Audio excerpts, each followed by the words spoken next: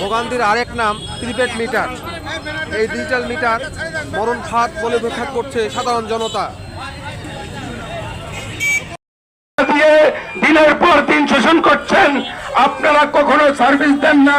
আপনাদের মিটার রিডাররা আমাদের বাড়িতে গিয়ে মিটার দেখে না, বাড়িতে অফিসে বসে তারা মিটার লিখে মিটারের বিল বানায়। প্রিপেড মিটারে 28টি ডিজিট, আমরা রংপুরের সাধারণ মানুষ, এটা সারা বাংলাদেশেরই মানুষ, 28টি ডিজিট দিয়ে রিচার্জ করা খুবই ক্রিটিক্যাল বিষয়। কারণ হলো একটা ডিজিট ভুল হলে আমি 5,000 টাকা রিচার্জ করলে আমার 5,000 টাকা চলে যাবে। প্রথমত কথা এক। 2 নম্বর কথা হলো